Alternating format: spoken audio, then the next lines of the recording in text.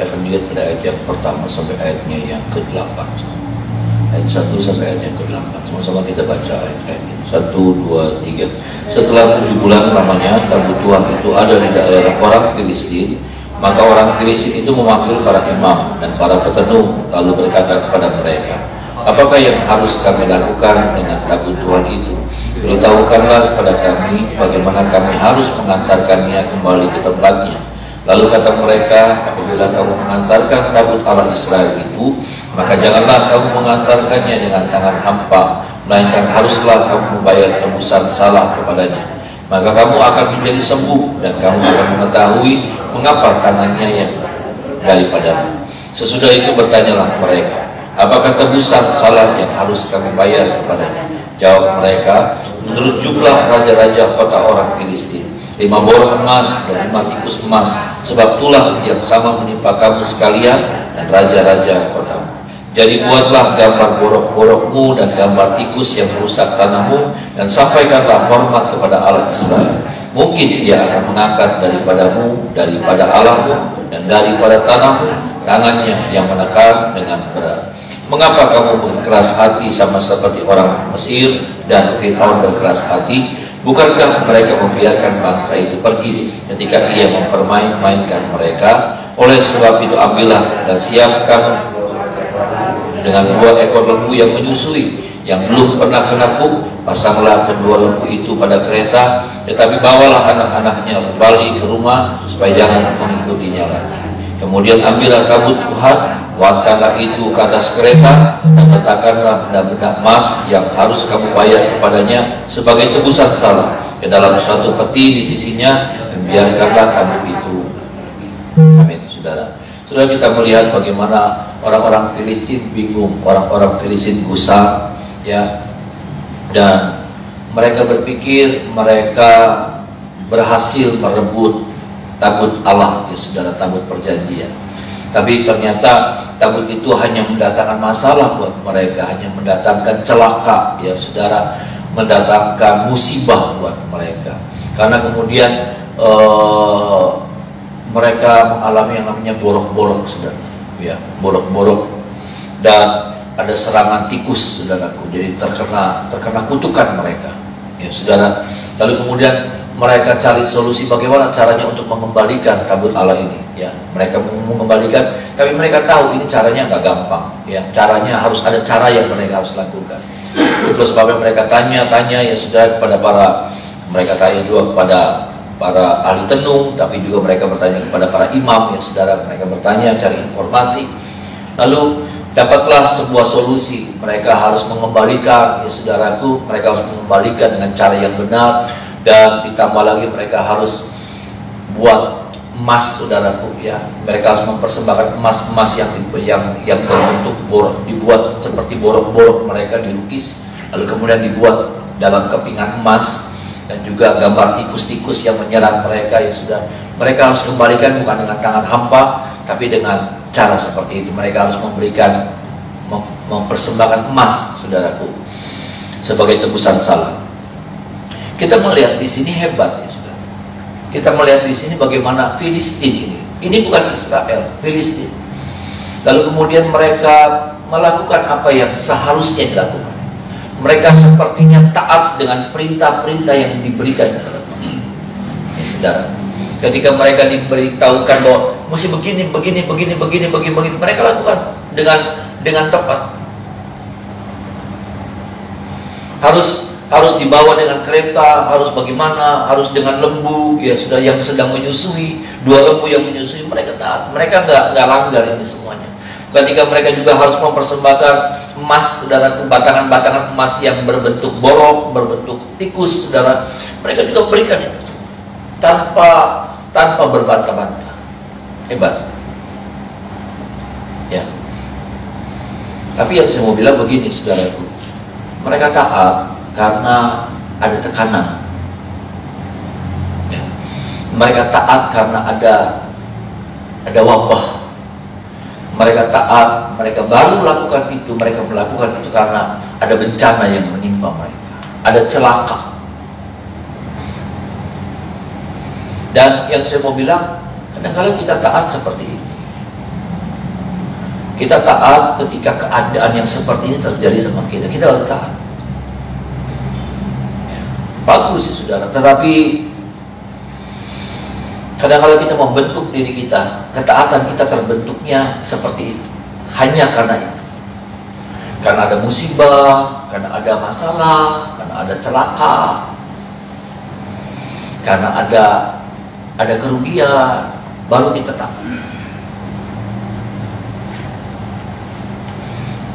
Ini firman buat kita semua. Amin saudara. Mau mengajar kepada kita seperti apa ketaatan itu. Tapi nanti kalau sudah tidak ada lagi ketaatan yang seperti ini, kalau kita latih, kalau ketaatan yang seperti ini yang terbentuk dalam hidup saya, nanti beda ceritanya. Kalau nanti masalah sudah diangkat, musibah diangkat, bencana sudah diangkat, pergumulan hidup sudah diangkat, beda. Kenapa? Karena kita menunduk, kita berlutut. Kenapa? Karena ada beban yang begitu berat ada di atas pundak.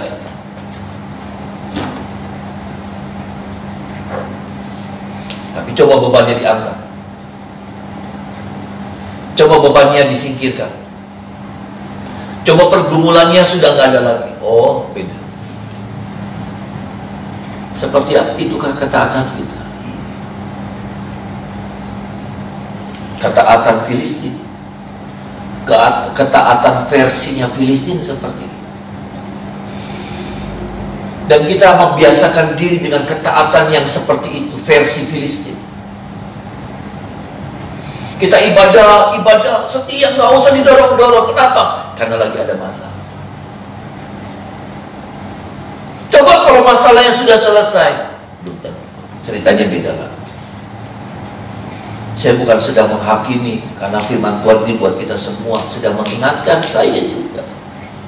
Kita berdoa tengah malam, pagi-pagi kita berdoa. Kenapa? Karena ada tekanan yang membuat kita sampai harus berlutut tiap malam, tiap pagi. Coba kalau tekanan itu sudah tidak ada lagi, adakah kita masih berlutut? Adakah kita masih mencari Tuhan? Beda.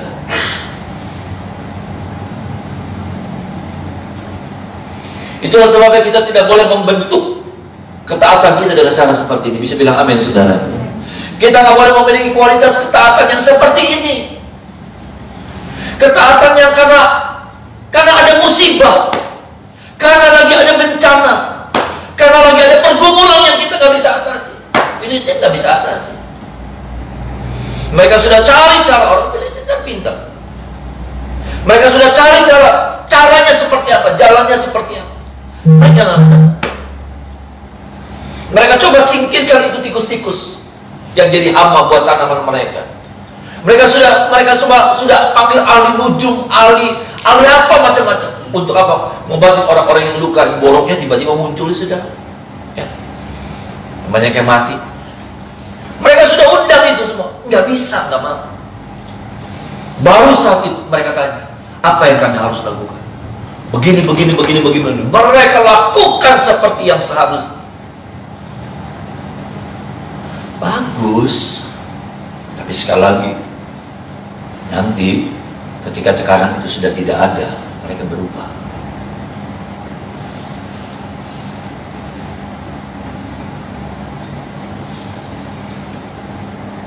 Jangan bentuk ketaatan kita dengan cara seperti ini. Jangan latih ketaatan kita seperti ini.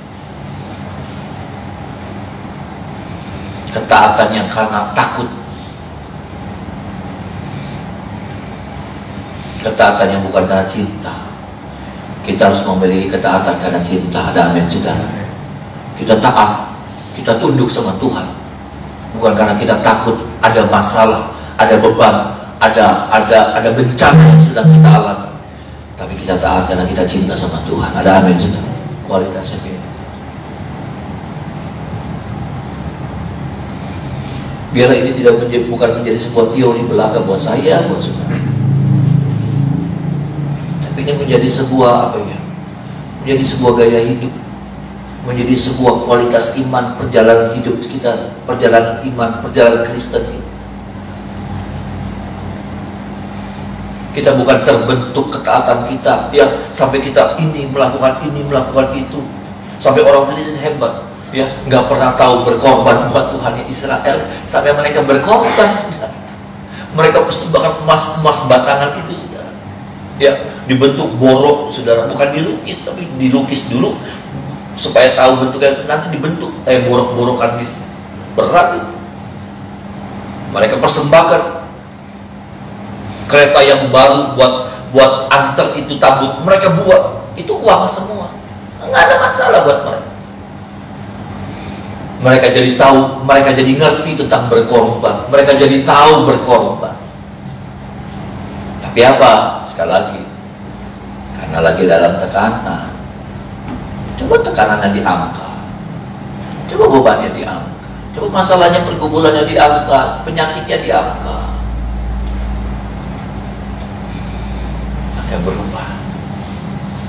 Berubah sikap lagi, berubah hati lagi, berubah kualitas lagi.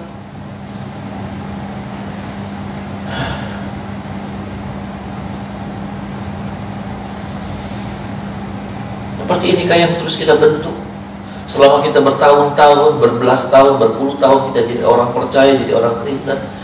Sesungguhnya kualitas, mari sama-sama kita lihat kualitas ketaatan kita seperti ini. Kita cari Tuhan karena apa? Karena kita cinta Tuhan, atau karena kita lagi takut terhadap sebuah masalah, sampai kita cari Tuhan, Tuhan, jangan tinggalkan saya.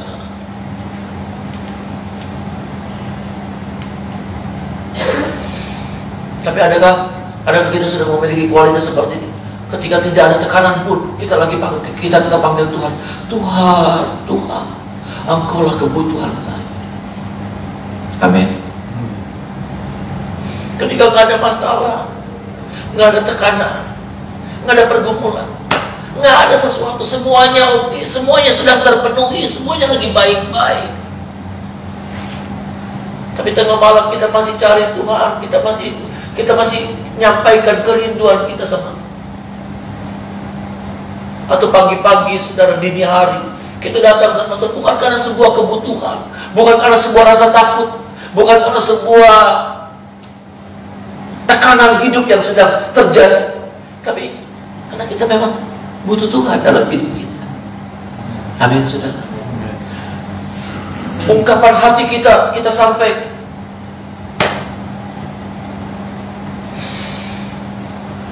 Itu yang Tuhan mau. Inilah kehidupan Kristen yang seperti itu. Ada amin, saudara. Inilah kehidupan Kristen yang memiliki kualitas hidup seperti ini. Ketaatan kita bukan karena ada tekanan. Sehingga sekali lagi, kalau kita membentuk hidup kita terus seperti itu, nanti kita akan tunduknya, nanti kita akan taatnya, nanti kita akan setianya. Kalau lagi tekanan, tapi coba tekanan itu berubah, masalah itu diganti dengan kebaikan, ketidakbaikan itu diganti dengan kebaikan, gelap di langit itu diganti dengan matahari yang bersinar, berubah. Berubah ketaatan kita, kesetiaan kita, cinta kita, semuanya. Dan maaf saudara, itu mengerikan. Saya cuma bilang begini, iblis akan kasih apapun yang saudara dan saya mau. Ya.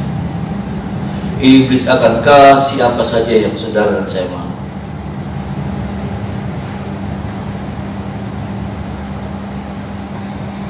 Kalau itu yang jadi persyaratan kita untuk kita tinggalkan Tuhan, iblis akan kasih apa saja. Dan pada akhirnya, karena hal-hal seperti itu, hati kita berbelok.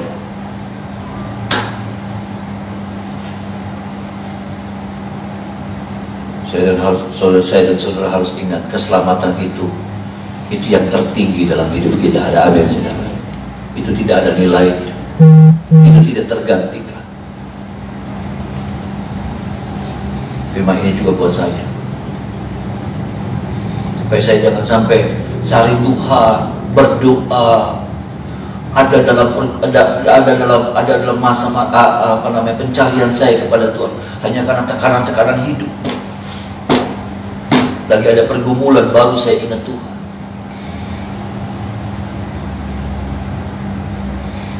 Yuk, jadi orang-orang Kristen yang cari Tuhan bukan karena kebutuhan, cari Tuhan karena cinta kita sama Tuhan. Ada amin, saudara?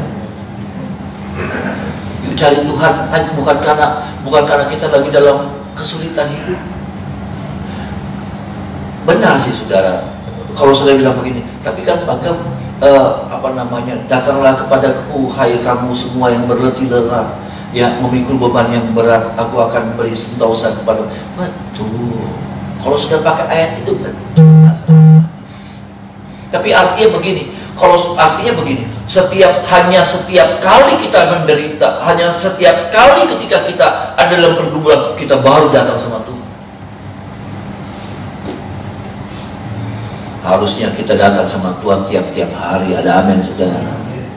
Ada lagu lama bilang begini, di senang dan susah, ku perlu Tuhan, ku perlu Tuhan selamanya. Ada amin? Baik di senang, baik di susah, di senang. Karena senang dan susah ini akan terus datang, saudara, silih berganti dalam hidup kita. Bulan ini kita lagi senang, besok bisa jadi susah, nanti tersingkir, nanti senang datang, terus berganti. Dan kayak apa kalau kehidupan kita, iman kita hanya ditentukan dengan situasi yang berubah-ubah seperti ini, lalu kemudian iman kita juga ikut berubah-ubah.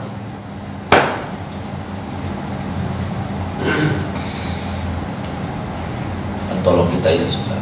Tuhan mau kita semakin dewasa dalam iman kita. Kita menjadi orang-orang yang semakin kuat di dalam Tuhan. Ada amin, saudara? Karena nggak gampang loh, saudara. Ternyata yang saya mau bilang, ternyata yang saya lihat dalam firman Tuhan, lebih, saudara dan saya di satu sisi berdoa, Tuhan ambil masalah saya. Tapi sebetulnya, saudaraku, nggak gampang untuk tetap berdiri, ya saudara, setia, taat di tengah-tengah tidak ada masalah. Itu sesuatu yang tidak gampang. Kita lebih mudah setia, kita lebih mudah, memang seperti itu hukumnya ternyata. Kita lebih gampang cari Tuhan, kita lebih gampang hancur hati nih, saudara. Waktu kapan? Waktu kita dalam pergumulan. Berapa banyak orang sudah gak bisa nangis lagi waktu ketemu sama Tuhan, waktu berdoa, waktu apa? Waktu gak ada masalah. Nggak ada lagi tuh ungkapan, Tuhan jangan tinggalin saya Tuhan. Nggak ada ungkapan itu. Ketika apa? Ketika seseorang nggak ada dalam pergumulan. Ketika orang itu lagi ada dalam sukacita, aduh berkat mengalir. Nggak ada tuh ungkapan, Tuhan jangan tinggalin saya.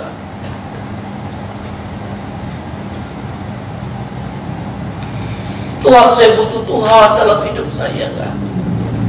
Kata-kata itu hilang. Air mata itu hilang, penyembahan itu hilang.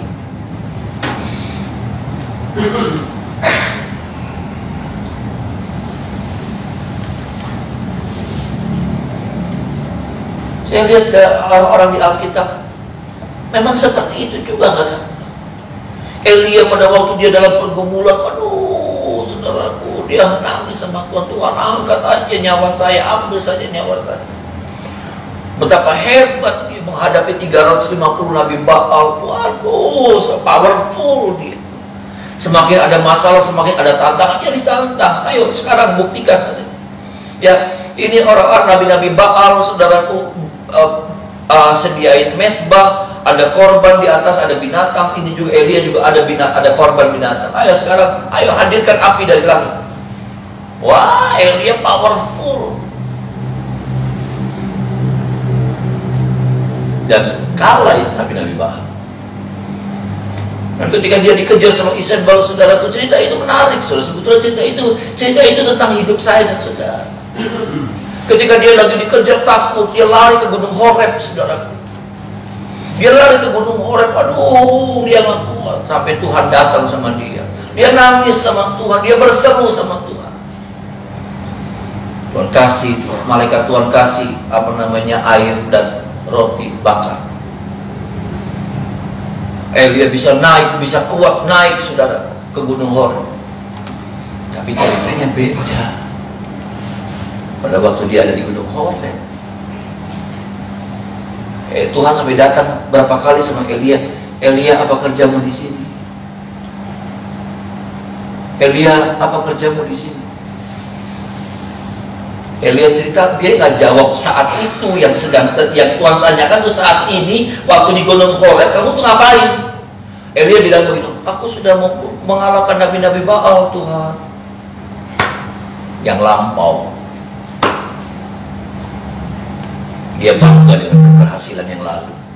Tuhan tanya hari ini, dan Tuhan juga tanya hari ini sama saya dan saudara. Ada amin, saudara? Tuhan gak tanya tahun kemarin, Tuhan gak tanya tahun bulan lalu, Tuhan tanya hari ini seperti apa iman kita. Karena ternyata itu yang buat saya, itu yang buat pelajaran buat saya. Karena saat itu ada angin sepoi, ada angin apa, ada gempa bumi, ya saudara. Tapi Tuhan bilang begini, tidak ada Tuhan di sana. Ada angin sepoi-sepoi, nggak ada Tuhan di sana. Ada angin kencang yang sampai membelah bukit, buah gitu. Tapi tidak ada Tuhan di sana. Artinya apa? Artinya apa kalimat itu? Artinya Elia kehilangan hadirat Tuhan dalam hidup. Dia udah gak ingat Tuhan. Dia cuma lagi menikmati hidup, tentrem, nyaman.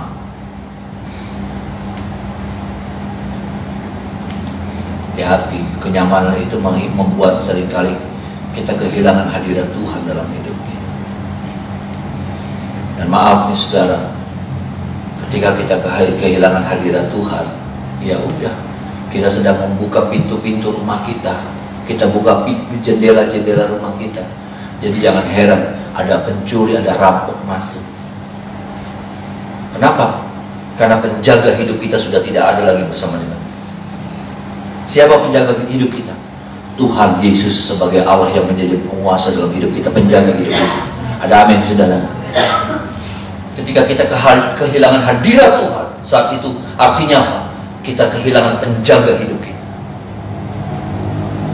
Allah yang selama ini berjaga-jaga mengawal hidup saudara, mengawal usaha, bisnis, kesehatan, anak-anak, keluarga saudara, semuanya dalam perlindungannya Tuhan. Ada amin, saudara? Dan ketika kita kehilangan Tuhan, artinya apa? Ini seperti ini, hilang juga dari habis. Jadi intinya begini, kita butuh Tuhan setiap waktu. Ada amin, saudara? Tuhan, kita butuh Tuhan setiap waktu. Ini bagian yang pertama. Bagian yang kedua, ayat 19 sampai 21. Sama-sama kita baca ayat 19 sampai 21. 1, 2, 3. Dan ia membunuh beberapa orang Bet-Semes karena mereka melihatnya dalam tabut Tuhan. Ia membunuh 70 orang dari rakyat itu. Rakyat itu berkabung karena Tuhan telah menghajar mereka dengan dahsyatnya.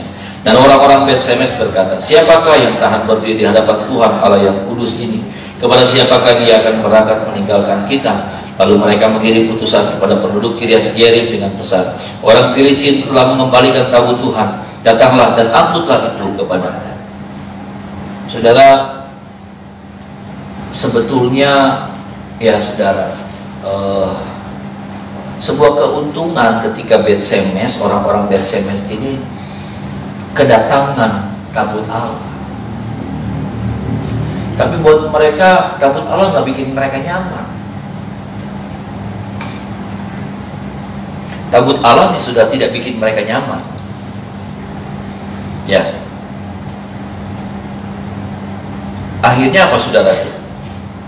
Akhirnya mereka suruh supaya orang-orang ambil, saudara, ambil tabut Allah ini. Udah ambil aja. Mereka panggil orang-orang Israel, saudaraku, ya, di Kiryat Yearim.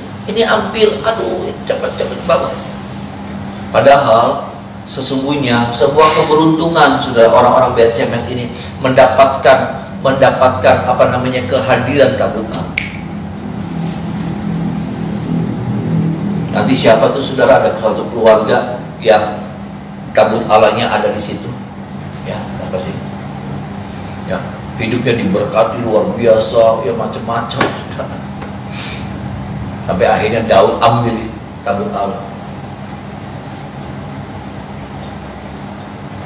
Saudara yang saya mau bilang, Benar, saudara. Secara daging nih, kehadiran Allah dalam hidup kita bikin kita nggak nyaman secara daging.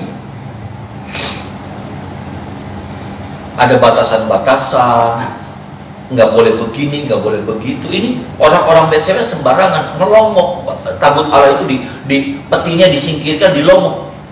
70 orang mati. Ya. Ada hal-hal, aturan-aturan.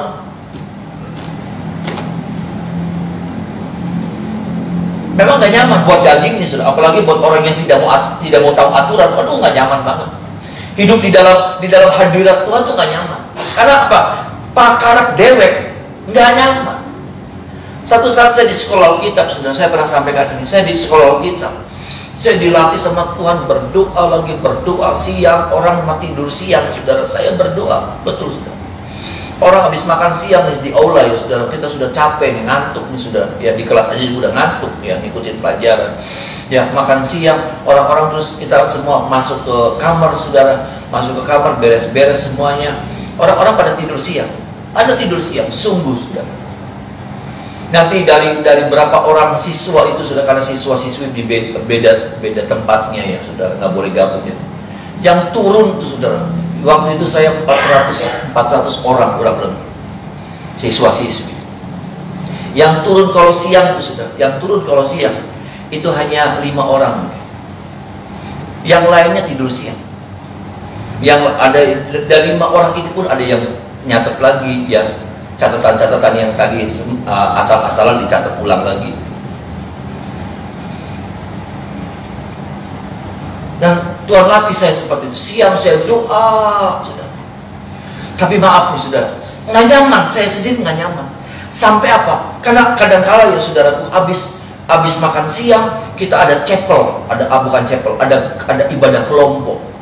Ada ibadah kelompok, nyanyi, ibadah dengan firman. Tapi hari itu Tuhan ajar saya, mesti habis ibadah kelompok nanti sorenya ada pelajaran lagi. Kita mesti mandi jam 4, jam 3 mandi sudah.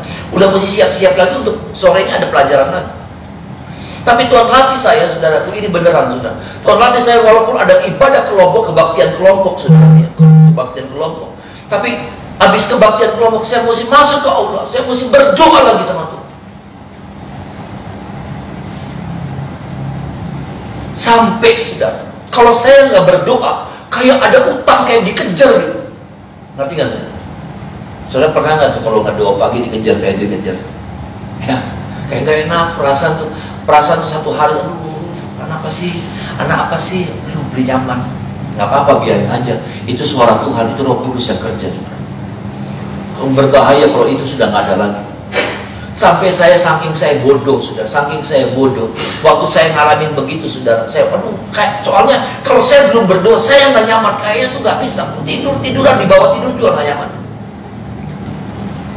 Sampai apa, saudara?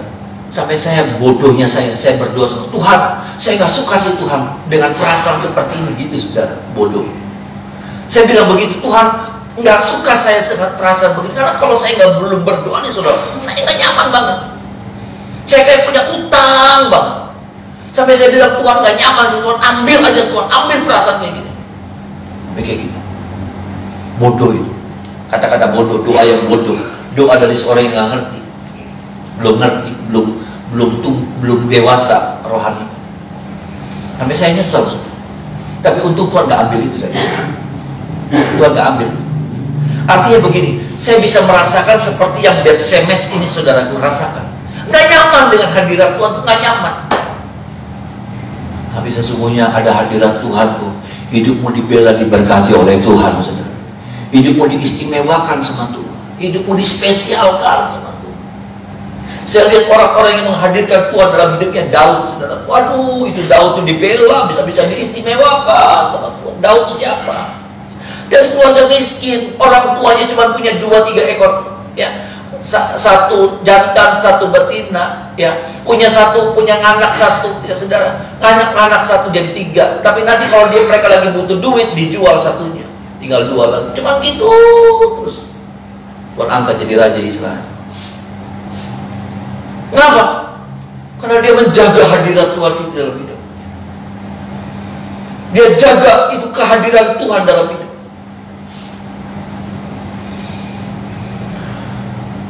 dibela habis-habisan Daud.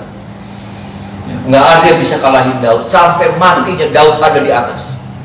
Saya cuma lihat begini, hidup tuh saudara, hidup tuh seperti garis begini, garis lengkung. Kehidupan manusia ini seperti garis lengkung. Naik, turun lagi. Itu yang disebut dengan titik kulminasi, titik jenuh. Kita akan ketemu sama titik jenuh. Naik, gitu ya saudara. Nanti kita ketemu sama titik jenuh. Di mana power itu sudah nggak ada lagi, kekuatan sudah nggak punya lagi. Sampai akhirnya titik itu akan membawa kita turun. Beneran. Dan hidup sepertinya normalnya seperti itu. Tapi itu yang saya lihat. Daud nggak normal. Daud dibawa sama Tuhan nggak normal hidupnya. Kenapa? Karena Daud dibawa naik, nggak ada turun, nggak ada turun. Yusuf juga sama sebetulnya, dibawa naik, nggak ada turunnya. Hebat banget. Itu siapa mereka? Mereka yang memiliki hadirat Tuhan dalam hidupnya, menjaga hadirat Tuhan dalam hidupnya. Jaga hadirat Tuhan dalam hidup saudara. Ada amin. Engkau pasti dibela sama Tuhan habis-habisan. Beneran saudara, saya dibela sama Tuhan. Saya ngalamin itu pembelaan Tuhan yang saya nggak bisa buat. Saya ini bukan orang yang strategi. Bukan. Saya ini bukan seorang pemikir.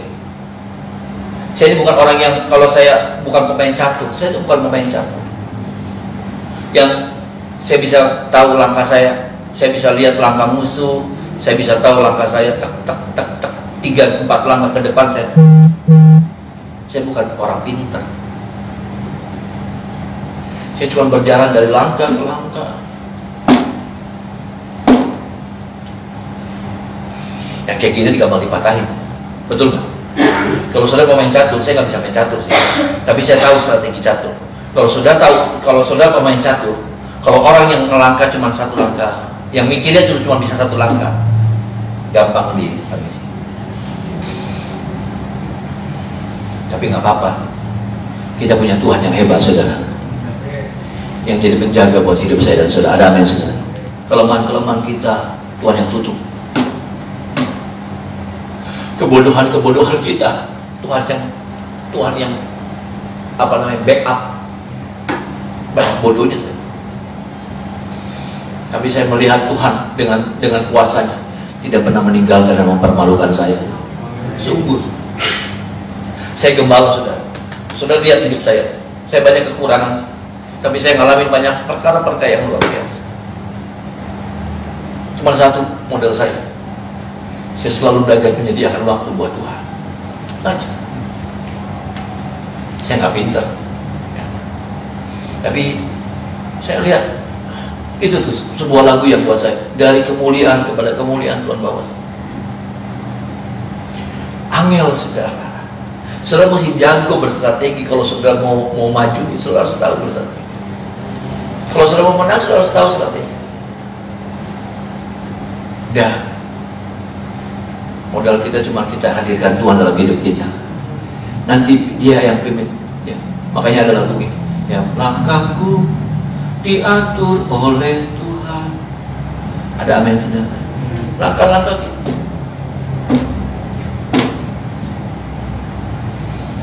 Biar Dia yang pimpin saya dan saudara. Ya. Kalau kita menghadirkan Tuhan, kita kayak biarin tangan kita begini. Ya sudah. Dan Dia akan tuntun kita.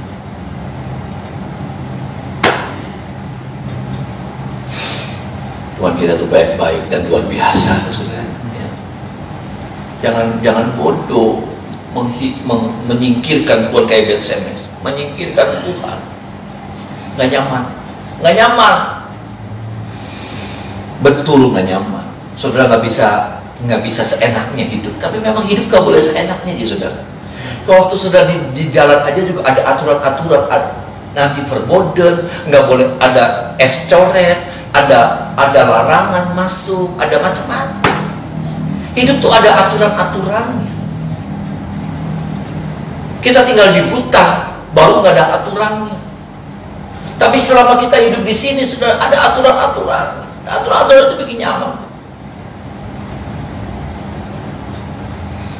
Tolong kita, ya Tuhan mampukan kita. Supaya apa? Tuhan senantiasa hadir dalam hidup saya dan saudara. Dia pimpin kita dari sehari ke sehari. Kita nggak tahu sih kayak apa. Kayak orang bilang, aduh ngeri kayak gini nih saudara. Ya, pandemi datang lagi. Ya sudah, pandemi merebak lagi. Virus yang di India udah masuk di Kudus dan di daerah-daerah Jawa. Ya, kita mau ngadain ulang tahun nih saudara. Hari Senin, waduh, udah macam-macam. Saya sendiri bingung. Ariel juga apalagi saudara. Waduh, ini panitia, Ibu Yeti juga. Udah, ada Tuhan, ada amin saudara. Ada Tuhan. Ya, bagian itu yang jadi maksud. Bagian-bagian yang kita nggak bisa handle, bagian-bagian yang kita nggak bisa tangani, Tuhan yang bereskan buat saya dan saudara. Bukan cuma buat pelayanan, buat hidup saudara juga. Anak-anak yang nggak bisa kasih masa depan, udah serahin sama Tuhan. Nanti Tuhan yang kasih masa depan buat mereka. Usaha-usaha yang sudah, aduh ini lagi begini, aduh keder, udah berdoa aja. Nanti Tuhan bereskan buat saudara. Ada amin saudara.